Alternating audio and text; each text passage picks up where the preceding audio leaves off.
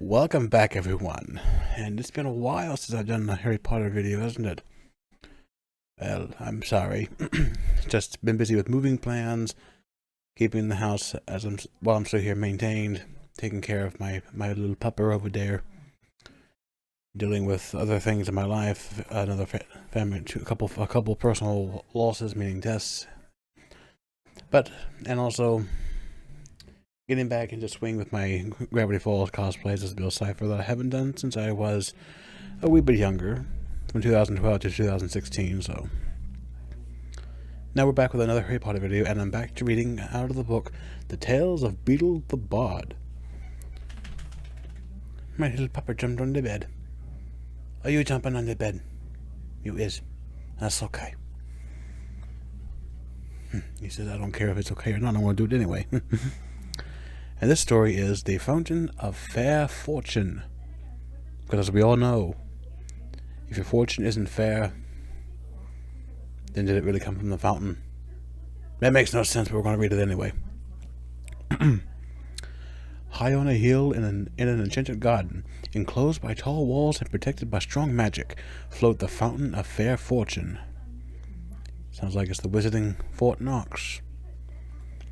For once a year, between the hours of sunrise and sunset, on the longest day, a single unfortunate was given the chance to fight their way to the fountain, bathe in its waters, and receive the fair fortune forevermore. Sorry, I'm a little dry-tongued. I haven't had anything to drink yet. But Mikey, when you're going to read to people, you need to have something to drink. I'll tell that to the old lady librarian who read to us in my elementary school. She never had to drink water all day and read all the classes all day long. On the appointed day, hundreds of people traveled from all over the kingdom to reach the garden walls before dawn. Male and female, rich and poor. But Mikey, why would the rich want to get richer? Because the rich always want to get richer. It's why they're rich. Young and old, of magical means and without, they gathered in the darkness, each hoping that they would be the one to gain entrance to the garden. 3 witches, each with her burden of woe, met on the outskirts of the crowd, and told one another their sorrows as they waited for sunrise. The first, by name Asha, was sick of a malady no healer could cure.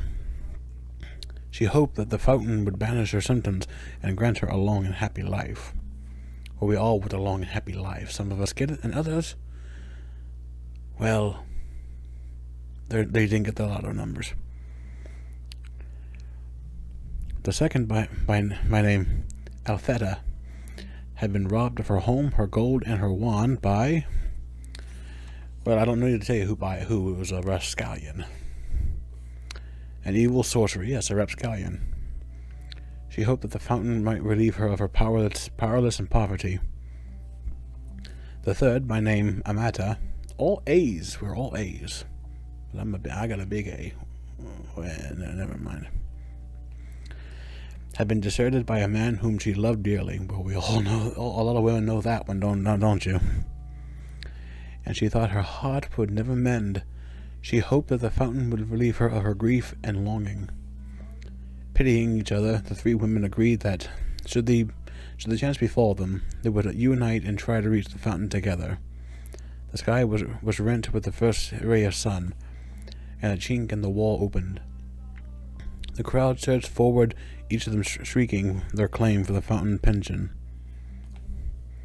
Creepers from the garden beyond snaked through the pressing mass and twisted themselves around the first witch. Asha, she gasped. The wrist of the second witch, Altheta, who tied upon the ropes of the third witch, Amata, and Amata became caught upon the armor of a dismal-looking knight. Well, I think most nights are dismal, especially tonight. It's very dismal outside. Who was seated on a bone-thin horse. Feed your horse, man. The creepers tugged the 3 witches through the chink in the wall, and the knight was dragged off of his steed after them. I mean, if his horse is bone thin, I don't really think he's much of a steed. He's not going to rescue any princesses from any castle and dragons, as far as I can tell. The furious screams of the disappointed throng arose upon the morning air, then fell silent as the garden wall sealed once more. Asha and Altheta were angry with Amata, who had accidentally brought along the knight. It's not her fault. She got caught up on him. Only one can bathe in the fountain. It will be hard enough to decide which of us it will be without adding another. Now, Sir Luckless... Oh, I forgot how funny his name is, Sir Luckless. As the knight who was known in the land outside the walls observed that these were witches, and having no magic nor any great skill at jousting or dueling with swords, nor anything that distinguished the non-magical man, was sure that he had no hope of beating the three women to the fountain. He therefore declared his intention of withdrawing outside the walls again. At this, Amata became angry too. "Faint heart," she chided him. "Draw your sword, knight, and help us reach our goal." And so the three witches and the forlorn knight ventured forth into the enchanted garden, where rare herbs, fruit, and flowers grew. And here's a pretty picture of the people going into the garden to try and locate the fountain of fair fortune. In abundance on either side of the sunlit pass, they met no obstacle until they reached the foot of the hill on which the fountain stood. There, however, wrapped around the base of the hill was a monstrous white worm, bloated and blind. Sounds like my mother. And at their approach, it turned a foul face upon them and uttered the following words: "Pay me the proof of your pain." Sir Luckless drew his sword and attempted to kill the beast, but his blade snapped. Then Altheta cast rocks at the worm, while Asha and Amata essayed every spell that might subdue or entrance it. But the power of their wands was no more effective than their friends' stones or the knight's steel. The worm would not let them pass. The sun rose higher and higher in the sky, and Asha, despairing, began to weep. Then the great worm placed its face upon hers and drank the tears from her cheeks. It's very thirsty for that salty water. Its thirst anguished, or surged. I can never pronounce that word, because I'm illiterate. The worm slithered aside and vanished into a hole in the ground. Rejoicing at the worm's disappearance, the three witches and the knight began to climb the hill, sure that they would reach the fountain before noon. Halfway up the steep slope, however, they came across words cut into the ground before them. And what are these mystical words, you might ask?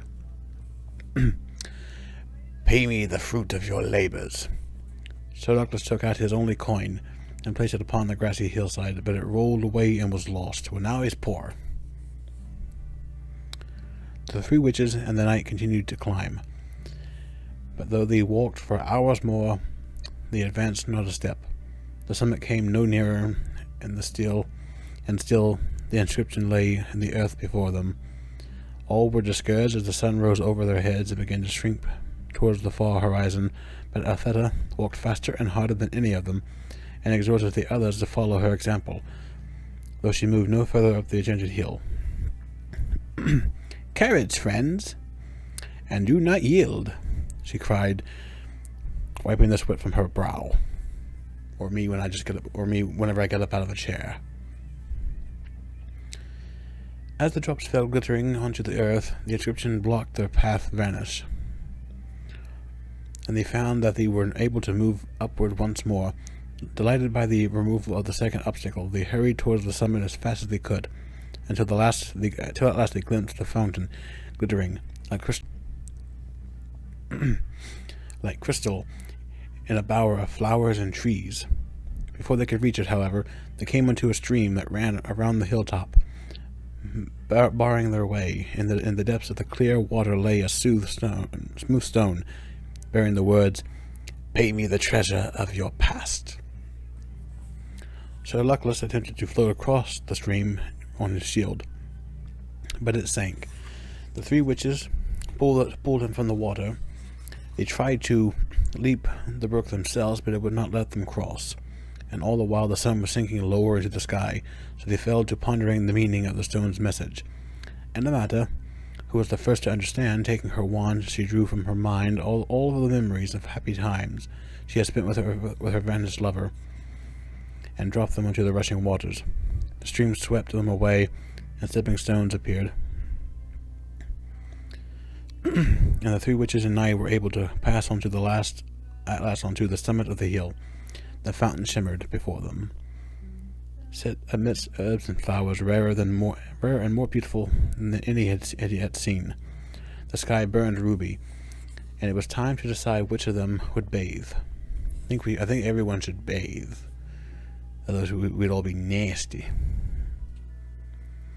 Before they could make their decision, however, frail Asha fell to the ground, exhausted by their struggle to the summit, and she was close to death. Yes, a lot of these stories do revolve around a lot of death. The Harry Potter universe is full of death. Her three friends would have carried her to the fountain, but Asha was in moral agony and begged them not to touch her. And then Althea hastened to pick up those herbs she thought most hopeful, and mixed them in Sir Luckless's gourd. Sir Nicholas is a ghost from Hogwarts. Sorry about that. A gourd of water, and poured the potion into Asha's mouth. At once, Asha was able to stand.